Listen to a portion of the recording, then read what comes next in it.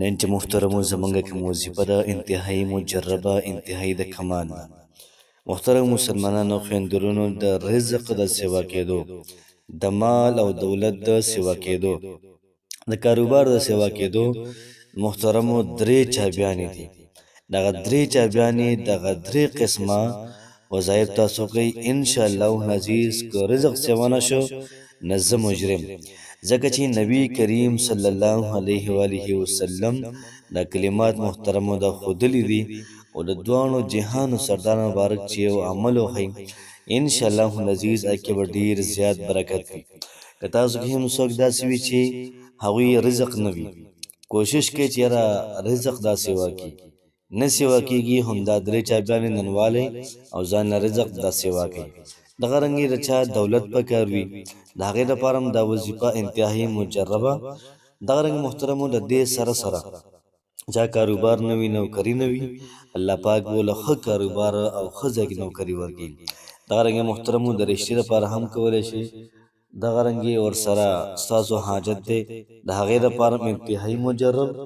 د دې سره سره محترمو څومره مشکلات دي، څومره پریشانۍ دي، د هغې د حل لپاره انتهایي مجربه انتهایي بهترین وظیفه ده. کوشش وکړئ په خپله موقع ملګرو سره هم شیر کړئ. بسم الله الرحمن الرحیم. شروع کوم د ډېر زیات بخښونکي او د ډېر زیات مهربان رب په نوم باندې. زه ګواهي ورکوم د دې خبرې چې د الله پاک نه علاوه د عبادت لایق بل څوک نشته. نبی کریم صلی الله علیه و آله وسلم د الله پاک بنده او د الله پاک رسول دی. زما د اسلام ډېرو زیاتو خوږو درنو مشرانو کشرانو خویندرونو، نن چې کومه وظیفه ده انتهایي پاورفل انتهایي مجربه وظیفه ده. دومره مجربه ده چې د پیغمبر صلی الله علیه و آله وسلم د دور نه واله اوسه پورې هلکه په دې دریو چابیانو باندې محترمو عمل کوي. دغه درې وظایفو د ژوند معمول سازی. نو دومره ناشنا رزق الله پاک ورکړی، دومره ناشنا چې حیرانېږي. راځئ یو دعا کوو. یا الله پاک څومره کسانو غریبانان دي، یا الله پاک دومره رزق له ورکړه چې د هغوی دا غریبي ختمه شي. یا الله د چا څومره دولت پکار دی ورې کوله. یا الله پاک څومره هلکه بېروزګار دي روزګارونه ورکوله. یا الله څومره هلکه داسې دي چې هغوی نوکرۍ په تلاش کې دي نه میلاویږي ورته. یا الله پاک ورې کوله. څومره کسان داسې دي د هغوی حاجت دی، حاجت یې نه پوره کېږي. یا الله پاک پوره کړي. خپل در نه بېنوا کوه مو، مخلوقات ته محتاجه کوه مو، تعلیم بذات صدور. یا الله حاجتونه له پوره کړه. څومره کسان داسې وي چې د هغوی مشکلات دي، یا الله تمام مشکلات دا ختم کړي. څومره بیماران دي الله پاک بیماریانو ته، څومره بیماران دي هغوی ته الله پاک شفای کامله عاجله مستمره ورکړه. آمین ثم آمین.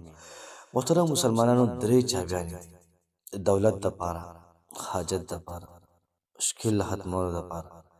بس تاسو دا شروع کوئ انشاءالله العزیز. تماشه کوئ چې رزق، دولت، کاروبار، نوکري، حاجت دا څنګه مخکې ځي. خو لږ کامل یقین غواړي، لږ زړه سره چول غواړي. انشاءالله العزیز به تماشه کوه چې الله پاک څه کوي. انتهایي پاورفل عمل دی، انتهایي مجرب دی. کوشش وکړئ چې مخکې ملګرو سره هم شیر کړئ. نن چې کومه وظیفه ده محترمو درې چابیانې د رزق دي او درې واړه نبي کریم علیه الصلاة والسلام ښودلي د صحابه کرامو رضی الله تعالی عنهم اجمعین معمول هم. لومړۍ وظیفه محترمو تاسو کولی شئ. موږ به شروع د سحر نه وکړو. چې کله تاسو د سحر مونځ وکئ، مونځ سنت هم وکړل او بیا یې فرض لمانځه ته لا ټایم شته، نو په دې دوران کې نبي کریم صلی الله علیه و آله وسلم یوه دعا ښودلې ده او ډېره مجربه دعا ده، ډېره زیاته. داسې کلمات دي چې د فرشتو کلمات دي. نو سبحان الله وبحمده سبحان الله العظیم وبحمده استغفر الله. سل پیری هر سحر. نو یو کار ودای چې ته به جمع سره مونځ کوې. زنانه که کور کې سنت وکړي د هغې نه بعد به دا وایي سل پیری. نارینه به جومات کې دا ذکر کوي. یوه خبره که تاسو ګورئ په دې کې استغفار هم موجود دی او استغفار چې کوم سړی کوي الله ول هر څه ورکوي، هر څیز به دې کېږي. بل دا چې کوم دعا ده د فرشتو دعا ده او پرشتي محترمو دا کلمات وای په دې هغوی مړي دي نه ته به موړې وږه کېږې به نو په دې هغوی پټي دي ته به هم پټې چېرته بې کپړو کېږې به نو انشاءالله العزیز. دویمه کومه وظیفه ده چې کله تاسو د ماښام مونځ وکئ د هغې نه بعد یو پیره سورت واقعه دا ویل پکار دي. د دواړو جهانو سردار فرمایي چې کوم سړی سورت واقعه وایي دا به غریب کېږي نه.